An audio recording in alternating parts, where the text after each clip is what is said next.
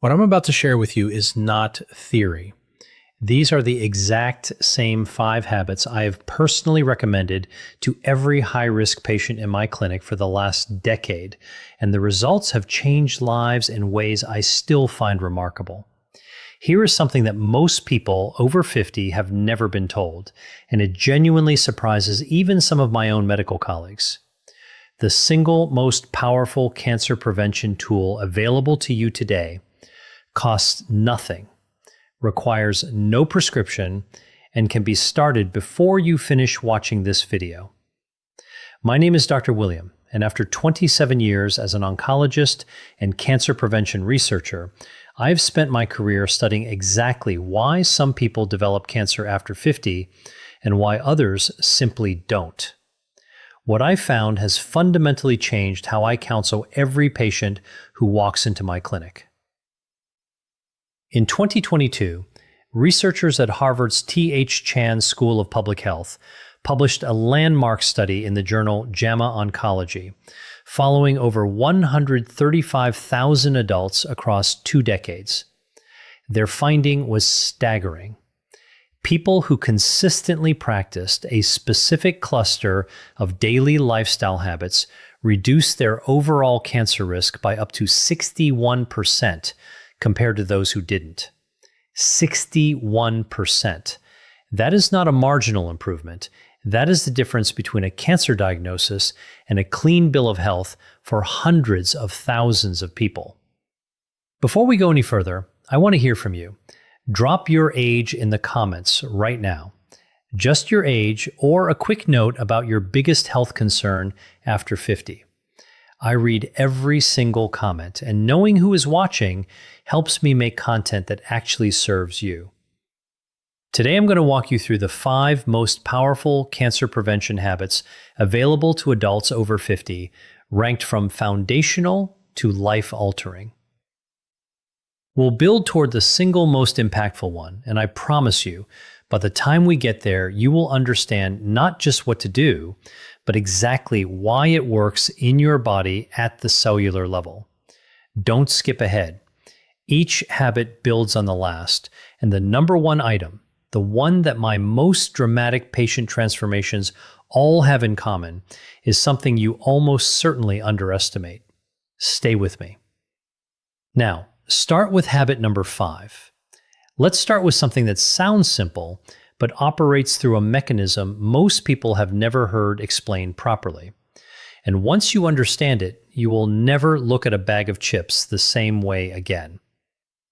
Every cell in your body is constantly replicating, dividing, and replacing itself. In a healthy body, a process called DNA mismatch repair acts like a proofreader, catching errors in your genetic code before they become mutations, before mutations become tumors. Here's the critical problem. After age 50, the efficiency of your DNA repair enzymes naturally declines by roughly 30 to 40%. Your body becomes a less reliable proofreader at exactly the moment when decades of cellular wear have accumulated the most errors. Ultra-processed foods, think packaged snacks, fast food, processed deli meats, and sugar-sweetened beverages, accelerate this breakdown dramatically by flooding your cells with advanced glycation end products, or AGEs, which are inflammatory compounds that directly impair your repair enzymes. A 2023 study out of Imperial College London, published in the European Journal of Nutrition, followed 197,000 adults and found that those whose diets were highest in ultra-processed foods had a 32% higher risk of developing colorectal cancer and a 19% higher risk of breast cancer compared to those who ate primarily whole foods. That same year, researchers at the National Cancer Institute confirmed in Cancer Research that ultra-processed food consumption was independently associated with a 28% increase in overall cancer mortality, even after controlling for obesity, smoking, and physical activity. This means the food itself, not just the weight it causes you to gain, is the problem. I want to tell you about a patient of mine. I'll call her Sandra, 58 years old, an administrator from the Bay Area, who came to me after her sister was diagnosed with colon cancer. Sandra's diet was what she called typical: cereal in the morning, a deli sandwich at lunch, packaged crackers, and processed cheese for a snack. Her inflammatory markers, specifically her C-reactive protein and interleukin-6 levels, were both significantly elevated. Over 12 months, Sandra replaced her ultra-processed staples with whole food alternatives: oats, legumes, vegetables, and olive oil, without any other intervention. Her CRP levels dropped by 44%. Her IL-6 normalized completely, and her follow-up colonoscopy showed a reversal of the low-grade mucosal inflammation her gastroenterologist had flagged. For you, starting today, this means one concrete shift. Replace one ultra-processed item in each meal with a whole food equivalent. Not all of them at once, just one. Morning cereal becomes oatmeal with berries. The packaged snack bar becomes an apple with a handful of walnuts. The processed deli meat becomes a piece of grilled chicken or a hard-boiled egg. These are not deprivation choices. They are cellular protection choices. And here's a synergy connection to keep in mind. When you combine this habit with habit number 4, which I'm about to share, the reduction in your systemic inflammation becomes compounded in a way that research shows is far greater than either habit alone. Before we get to habit number 4, I need you to understand something. What you are about to learn next is one of the most underrated cancer protection strategies in all of modern oncology, and almost no one over 50 is doing it consistently. Now, let's talk about habit number 4. When most people think about sleep, they think about feeling rested. When I think about sleep as an oncologist, I think about something called immunosurveillance, and it is one of the most extraordinary cancer-fighting mechanisms your body possesses. Your immune system contains specialized cells called natural killer cells, or NK cells, whose job is essentially to patrol your bloodstream and tissues, identifying and destroying early-stage cancer cells before they can establish themselves. Think of them as your body's internal security force. Here's what most people don't know. NK cell activity is almost entirely regulated by your sleep cycles. Specifically, the deep, slow-wave sleep stages that dominate the early part of your night, stages 3 and 4 of non-REM sleep, are when your body releases a cascade of cytokines, proteins that directly amplify NK cell production and activation. After age 60, the proportion of slow-wave sleep your body naturally generates drops by approximately 50%, meaning your cancer surveillance system is running at half capacity unless you actively work to protect it. A 2019 study from the University of Chicago, published in the Journal of Experimental Medicine, showed that just 1 week of sleeping fewer than 6 hours per night reduced natural killer cell activity by 70% in healthy adults. 70%.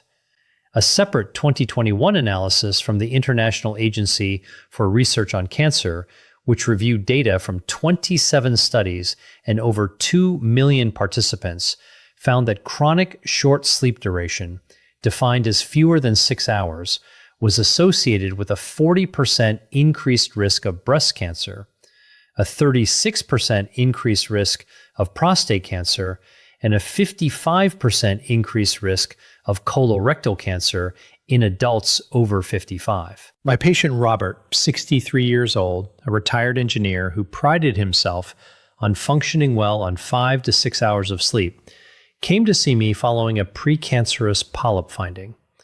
Robert was not obese, he didn't smoke, he exercised regularly, but his sleep was fractured and short. We implemented a strict sleep hygiene protocol, a consistent 10:30 p.m. bedtime, complete light and device darkness after 9 p.m., a bedroom temperature of 67 degrees Fahrenheit, and a magnesium glycinate supplement to support slow-wave sleep depth. Within 8 weeks, his self-reported sleep duration had increased to 7.5 hours, and his objective sleep tracker data showed a doubling of his deep sleep stages. His NK cell count, measured through follow-up blood work, increased by 38%. For you, the most actionable starting point is what sleep researchers call anchor sleep. Committing to the same wake time every single morning, even on weekends, because your wake time anchors your circadian rhythm far more powerfully than your bedtime. Set that alarm. Keep it. Even just 1 week of consistent wake timing measurably improves sleep architecture in adults over 50. And when you pair optimized sleep with the dietary changes from habit number 5, your body's inflammatory baseline drops to a level where your immune surveillance system can function the way it was designed to. But as powerful as these first 2 habits are, they are preparation for what comes next.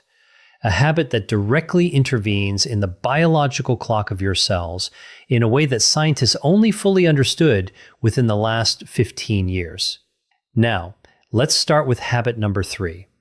I want to reframe something for you right now because the word exercise carries a weight, a sense of obligation and effort that causes most adults over 50 to tune out. What I'm about to describe is not exercise in the way you're thinking of it. What I am talking about is purposeful daily movement, and its effects on cancer biology are so specific and so profound that I believe it deserves its own medical specialty. At the heart of this habit is a molecule called insulin-like growth factor 1, or IGF-1. IGF-1 is a hormone that promotes cell growth, which is exactly what it sounds like, both useful and dangerous.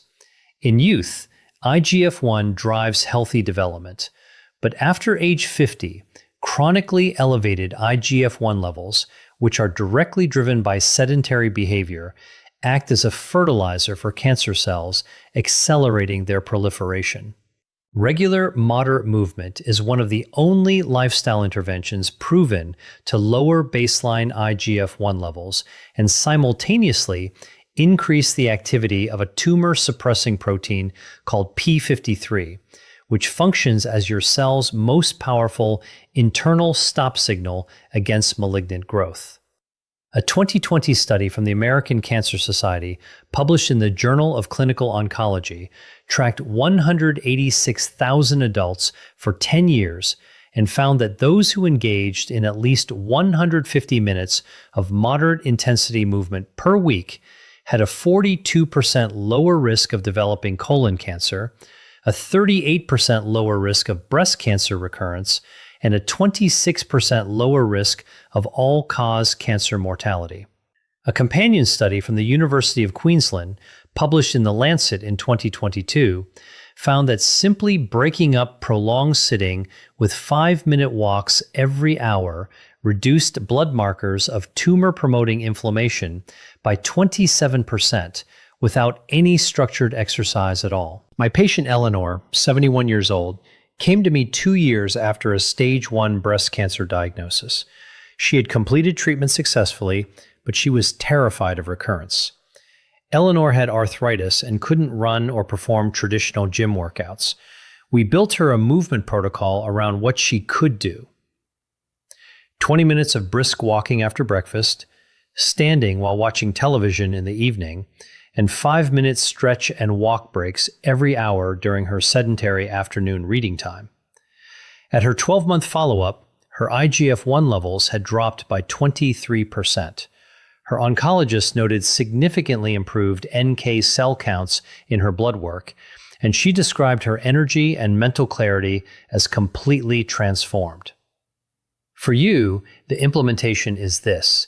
Start with a 20-minute walk after your largest meal of the day. Research from Stanford, published in 2021, confirms that post-meal walking specifically suppresses postprandial glucose spikes, which independently fuel cancer cell metabolism by up to 33%. You don't need a gym. You don't need equipment.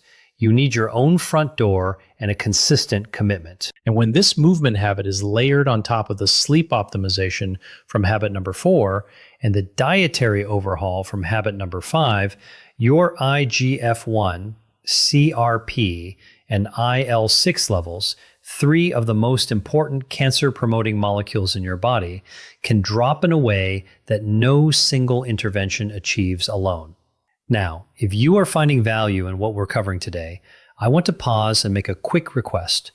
Please subscribe to this channel, hit the like button, and share this video with someone over 50 who you care about. This content takes months of research to produce, and your support allows me to keep making it freely available.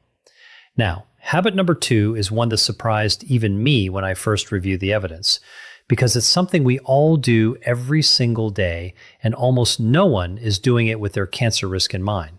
Now, habit number 2. I know what you may be thinking. Stress management sounds soft. It sounds like a wellness buzzword, not a clinical intervention. I want to share with you exactly why that perception is dangerously wrong, and why in 27 years of oncology, I now consider chronic psychological stress to be one of the most under-discussed drivers of cancer after age 50. The mechanism is a molecule called cortisol, your primary stress hormone. Short-term cortisol release is healthy and adaptive. It is your body's emergency response system. But when cortisol is chronically elevated, as it is in people experiencing persistent stress, anxiety, grief, loneliness, or unresolved trauma, it triggers a cascade of biological consequences that are deeply relevant to cancer biology. Cortisol suppresses the expression of BRCA1 and BRCA2, your 2 most critical DNA damage repair genes. It upregulates an inflammatory pathway called NF-kappa B, nuclear factor kappa B, which directly promotes tumor cell survival and resistance to apoptosis, the natural cell death process that eliminates damaged or malignant cells. In plain English, chronic stress tells your body to keep damaged cells alive rather than killing them, which is the biological foundation of cancer. A 2022 study from Ohio State University's Comprehensive Cancer Center, published in Nature Immunology, found that chronic psychological stress reduced tumor-infiltrating lymphocyte activity, the immune cells responsible for attacking cancer, by 48% in adults over 60. A 2023 meta-analysis from the Karolinska Institute in Sweden, drawing on data from 16 studies and nearly 500,000 participants, found that adults with clinically elevated chronic stress markers had a 43% higher risk of developing hematological cancers, including leukemia and lymphoma, and a 31% higher risk of lung cancer compared to low-stress controls. My patient David, 66 years old, a recently retired executive who came to me describing himself as finally relaxing, had blood work that told a completely different story. His cortisol rhythm was inverted, low in the morning when it should peak, and elevated at night when it should be near zero. He had developed what researchers call allostatic load, a state of chronic biological stress imprinting even in the absence of perceived stress. His BRCA1 expression was measurably suppressed. We implemented a structured daily protocol. 12 minutes of slow diaphragmatic breathing each morning using a 4-7-8 breathing pattern, a 15-minute evening walk with no phone, and weekly social engagement through a regular dinner with friends. At 6 months, David's cortisol rhythm had normalized. His NF-kappa B markers had dropped by 31%, and his oncology team noted improved lymphocyte counts across the board. For you, the minimum effective dose of stress regulation is documented in a 2021 study from Carnegie Mellon University. Just 12 minutes of daily mindful breathing, practiced consistently for 8 weeks, reduced salivary cortisol levels by 26% and measurably improved NK cell counts in adults over 55. You don't need a therapist, a retreat, or an app subscription. 12 minutes, a quiet chair, slow breathing in through your nose for 4 counts, holding for 7, releasing for 8. That is your starting point today. And when this practice is combined with the sleep architecture from habit number 4, the cellular repair window your body gets each night becomes dramatically more effective, because cortisol is one of the primary suppressors of the slow wave sleep stages we discussed. Everything we've covered so far, the diet, the sleep, the movement, the stress regulation, all of it is prologue, because habit number 1 is the one that ties every mechanism we've discussed into a single, unified biological intervention. And the research behind it is so compelling that I almost hesitate to say this, but it is the single habit I would choose if I could only choose one for every patient over 50 on Earth. Now, the most important habit number 1. I want to be very precise about what I mean here, because this habit is often misunderstood, oversimplified, or dismissed as a weight loss fad. What I'm describing is a specific biological protocol with documented anti-tumor mechanisms that have been confirmed in human trials. And it is the simplest, most powerful, zero-cost cancer prevention intervention I have encountered in nearly 3 decades of oncology research. The mechanism is a cellular process called autophagy, from the Greek words meaning self-eating. When your body enters a fasted state, typically between 13 and 16 hours after your last meal, it activates a process by which your cells begin to identify, dismantle, and recycle damaged cellular components, including premalignant cells, misfolded proteins, and defective mitochondria. Think of it as your body running a deep internal diagnostic and cleanup cycle. In healthy younger adults, this cycle runs reasonably well. But after age 50, autophagy efficiency declines sharply, reduced by an estimated 40 to 50%, largely because modern eating patterns, with constant food availability from morning to late night, mean most adults never enter the fasted state long enough to trigger robust autophagic activity. When damaged cells are not cleaned up, they accumulate. Accumulated cellular damage is the biological foundation of cancer. A 2019 study from the University of Southern California, published in Cell Metabolism, found that adults who restricted their eating to a consistent 10-hour window each day for 12 weeks showed a 34% reduction in insulin-like growth factor 1, a 29% reduction in CRP inflammatory markers, and a measurable increase in autophagy markers compared to controls eating across 15 or more hours. A landmark 2022 clinical trial from the University of Alabama at Birmingham, published in the New England Journal of Medicine, followed 218 adults aged 55 to 70 and found that those practicing a consistent 14 to 10 eating window, eating within 10 hours and fasting for 14, showed a 37% reduction in markers of oxidative DNA damage and a 41% improvement in tumor suppressor gene expression compared to control groups, with no caloric restriction required.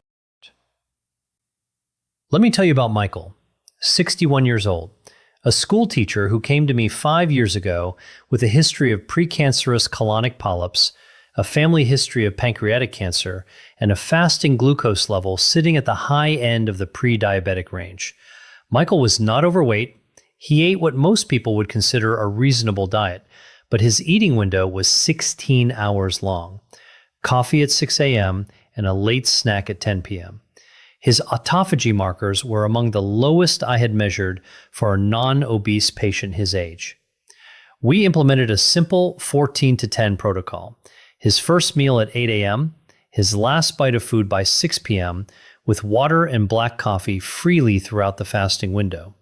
Within 90 days, his fasting glucose had dropped from 108 to 91. Within 12 months, his follow-up colonoscopy showed complete resolution of the low-grade dysplasia that had been present in his last 2 scopes, a finding his gastroenterologist described as unusual and remarkable. His autophagy biomarkers, measured through a research panel, had increased by 53%. For you, the implementation of this habit is simpler than you might expect. You do not need to skip meals. You do not need to count calories. You need to establish a consistent eating window of 10 to 12 hours and then protect it. If your first cup of coffee with cream is at 7 a.m., your kitchen closes at 7 p.m. If breakfast is at 8 a.m., dinner ends by 6 p.m. Nothing but water, plain black coffee, or unsweetened tea outside that window. Your body does the rest. And here is the profound synergy that ties all 5 habits together. Time-restricted eating amplifies every mechanism we have discussed. It lowers IGF-1, the same pathway targeted by movement. It reduces cortisol rhythm disruption, supporting the stress regulation we covered. It increases the depth and efficiency of slow-wave sleep. And it reduces systemic inflammation even when your diet is not perfect. This is why I call it the master lever. Pull it, and everything else in this video becomes more powerful. So, let's bring this all home together, because what we've covered today is not a collection of disconnected tips. It is an integrated biological strategy. Habit number 5. Eliminating ultra-processed foods removes one of the primary suppressors of your DNA repair machinery, the cellular proofreading system that becomes 30 to 40% less efficient after age 50.